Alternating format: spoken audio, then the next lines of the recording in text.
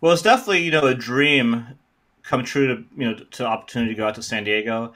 Uh, Getting there was not like as sweet as I expected because I I didn't have I didn't really have a place to stay, and there's a guy named Zeb that worked at Daily Bread that was going to let me stay at his house or his apartment that he shared with somebody else. And this girl, some girl he moved there with from Minnesota, and she had this like big master bedroom, and we both shared this tiny ass bedroom, and we all like just shared rent equally. It was like totally BS, but and it was really far from downtown San Diego. It was in Spring Valley, and I had to take the bus to the train to the trolley, then take the trolley into town. And on the way back, the bus quit running, so I'd have to skate over like a mountain to get back home from the trolley stop.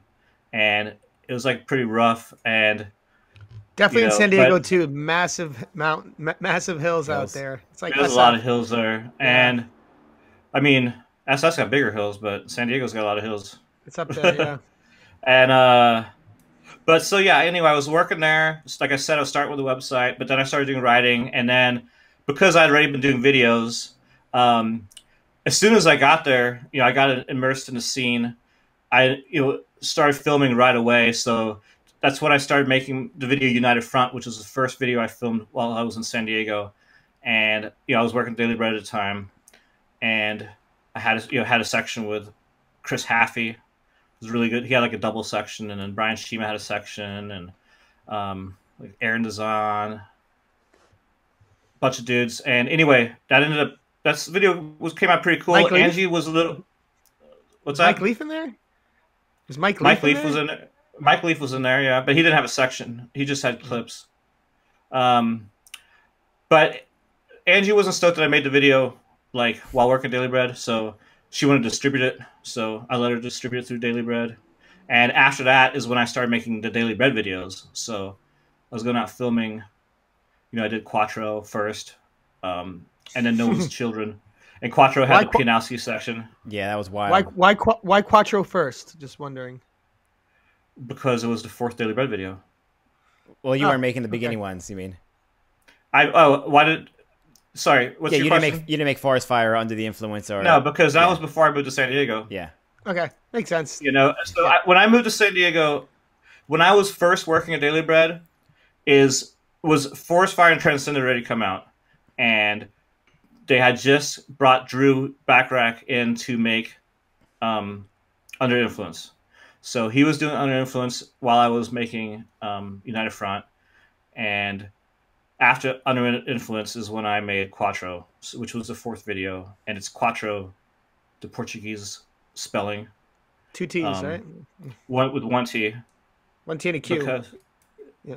and yeah, and because Pianowski section, so I didn't know being that. from Brazil, yeah. So, and that was a really insane time because Pianowski's mother had just passed, so that's why he came to San Diego, and he was just you know not in a great state, so he just wanted like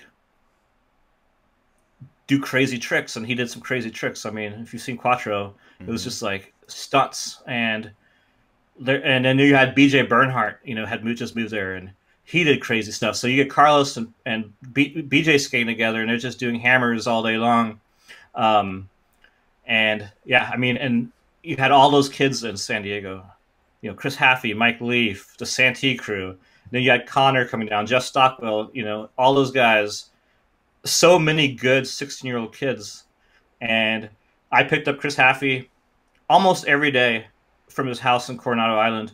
And back then, you still had to pay a toll to cross the bridge, which later on they got rid of it. But I used to pick him up, and we go drive around the city and just film for years. So that was pretty cool.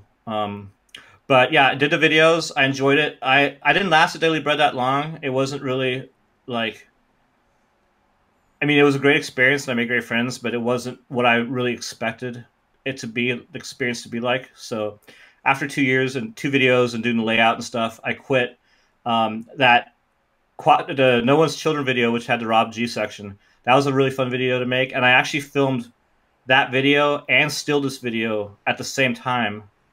So when I was in New York filming with you, Billy, I was actually also doing No One's Children, and they premiered one night apart at ASR trade shows. So it was Friday night was Steelers Video premiered at the Hyatt Hotel on the Bay, and then on Saturday night it was Steelers Video at the Spreckles Theater. Not Steelers Video, sorry. It was No One's Children at the Spreckles Theater in downtown San Diego. So that was a pretty cool experience to have two big premieres, 2 days, during ASR trade show, which is something that I don't think anyone had happened to them, then or since, which was kind of cool. I was at the Quattro premiere.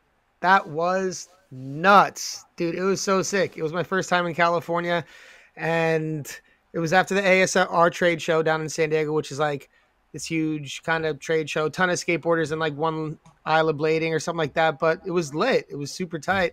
And basically, it was just this downtown San Diego movie theater packed out.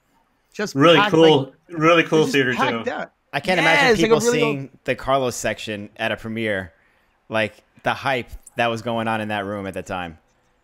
It's a weird feeling in a theater like that. There's so much energy, and Quattro, like with the whole intro and everything, built it up pretty cinematic. So it was. I thought they were both perfect videos to premiere in a situation like that. And I mean, the venue, it's just so cool. You remember the venue, Billy? It was like the huge vaulted ceilings and like the acoustics were really good. It was really movie rad. Theater style, like almost theater, Yeah. So yeah, I mean, doing those video premieres were fun. And then after that, I just kind of freelanced for a year before we started 4x4 and Rat Tail. Wait, before we get into all those, because those are big stories also.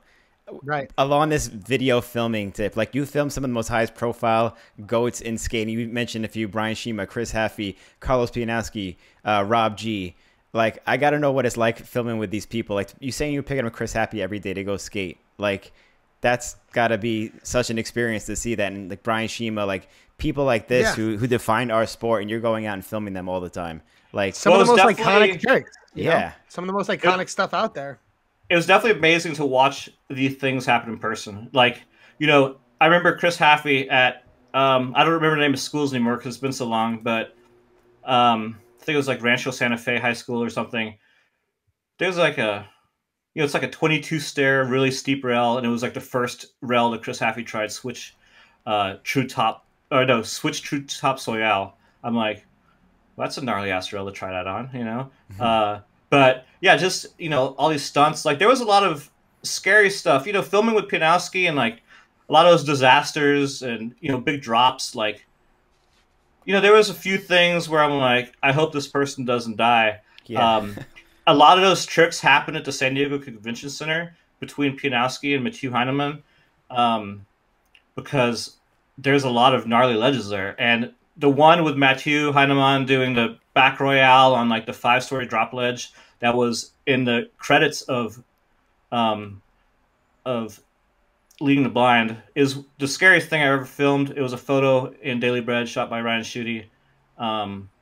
But yeah, it was one of those things like, he did the first time he did it, he landed on the ledge, which is kind of like angled, and the whole ledge was just full of seagulls. They had all landed in front of him. So he had like drop on his butt and like slide down and then go back up and do it again. And he laced it. But it was like just, kind of like biting your teeth, hoping that they don't fall off on some of these tricks. But most of the time it wasn't like anything death defying, but it was definitely gnarly.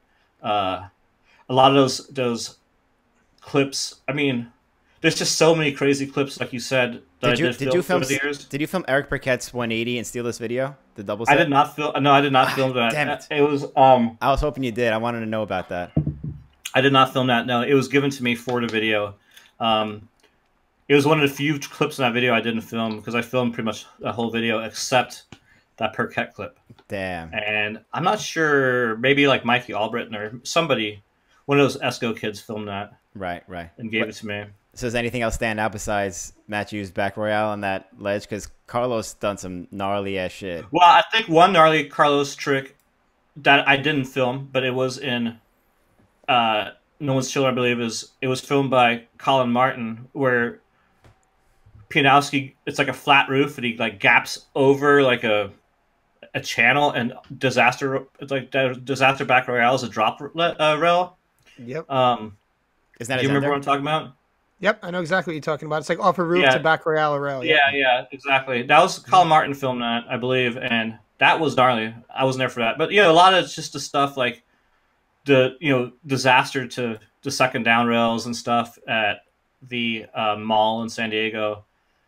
Um, it's kind of hard to remember all the tricks, but it was There's a definitely lot. very cool to document so many of these legendary skaters and legendary spots. One person I enjoyed filming with a lot that I was supposed to make a section with, and it's the only person who I was supposed to do a section with that ever happened was Brandon Campbell because he got injured. But I did get a lot of good clips of him throughout those years. I just never was able to film a section with him, and which was kind of a bummer because he was such a good skater back then.